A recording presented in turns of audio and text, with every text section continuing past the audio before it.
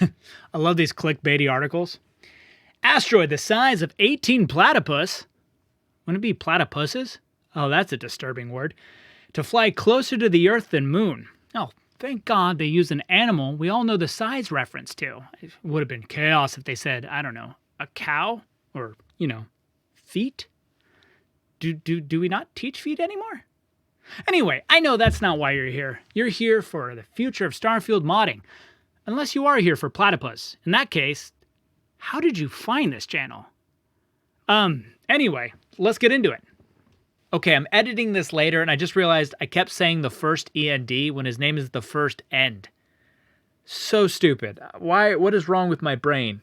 Anyway, I apologize. Carry on. For the future of Starfield modding, I talked to TheFirstEnd. He is the mod author for We Are The Minutemen. It's a Fallout 4 mod with almost 2 million downloads. I mean, seriously, almost. He's got 500 away. Go follow the link down below and endorse him until he hits that goal. That would be awesome. Let's take a look at the description. The Minutemen are supposed to be the best alternative for rebuilding the Commonwealth because more settlements, more resources, better materials, better firepower and larger presence in all the Commonwealth. But currently this is not the case, and this mod attempts to fix this problem. It's a really good mod if you haven't tried it out. I mean, the Minutemen are forced to be the center of attention to your playthrough, so it's kind of sad that they got such a weak storyline. This kind of fills it out and makes it feel a little more meaningful. Let's ask the first question. Are you planning on modding Starfield? And if you do, what do you think will be your first mod? First of all, thank you for having me on the show. I'm not an English native speaker, so sorry in advance. It's the first time anybody's called this a show, but it's getting pretty professional, I think.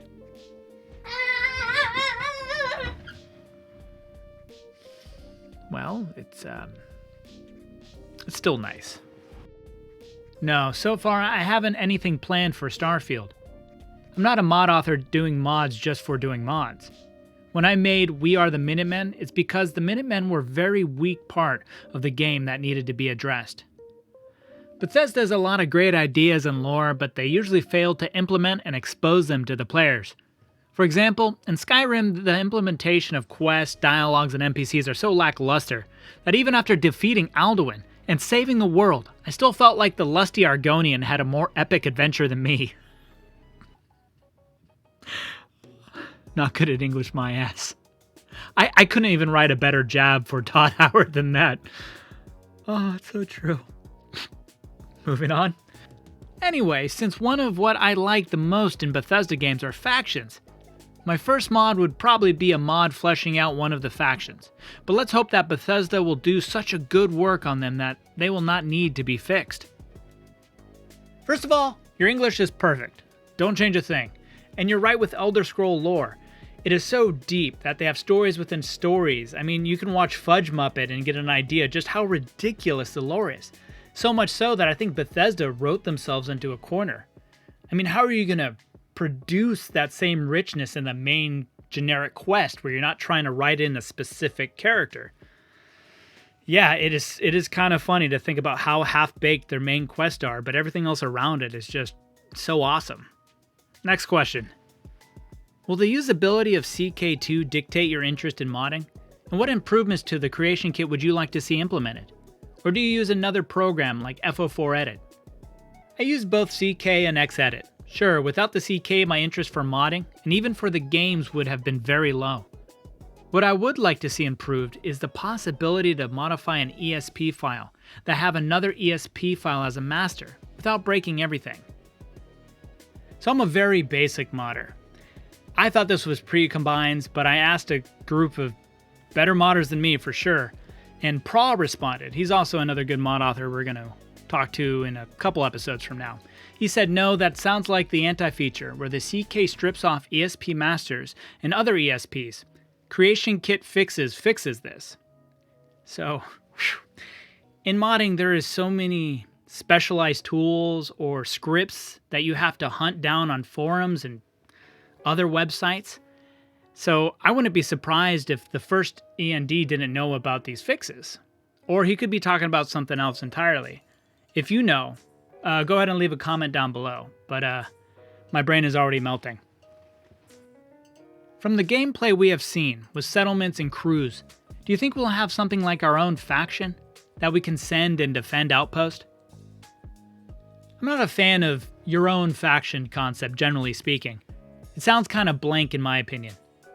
For me, factions are groups of people united behind the same ideology, the same objective, or the same vision of the world.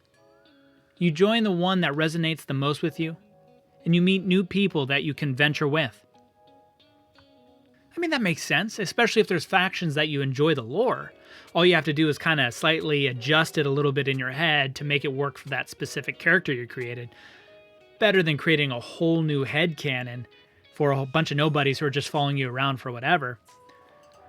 I could see both being enjoyable. But think of like Oblivion, where you join the Fighters Guild. You work from the bottom up, get your hands dirty, feel like you're part of the crew, become a murderer for one of them, but that's besides the point. And you work your way all the way to the top so that you actually feel like you've earned it. I really did enjoy that about that, so he has a point. Maybe we do the same with Constellation. Maybe we start out as a small little art collectors and then start moving out in the galaxy, creating these outposts to further our research. That would be really cool. With the added ship component, do you think you might gravitate towards modding spaceships/stations? I doubt it, but again, it depends on what Bethesda brings to the table. Good point, but hypothetically, what if these were the ships?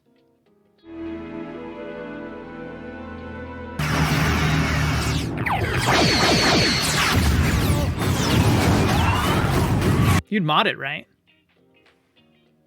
You'd mod it, right? Yeah, you'd mod it. You'd mod it. Mod collections seem to be the way the community is going. Do you have any plans with fellow mod authors for compatible modding in Starfield? Nope. I'm not a very pro mod collections, but I'm not against them either. In my opinion, each mod author should do what they want to do, regardless of what others are doing, and how they are doing it. I think TheFirstEnd could be a politician. I mean, this format is perfect for any political response. Excuse me, Mr. Senator, do you have any comments regarding the assassination of Big Bird? No, I'm not very pro-Muppets, but I'm not against them either. In my opinion, each Sesame Street should do what they want to do, regardless of what others are doing and how they're doing it. I'm sorry, Senator, what the f*** are you talking about? Bethesda Mod Marketplace looks like it will be coming soon. What are your thoughts on paid mods?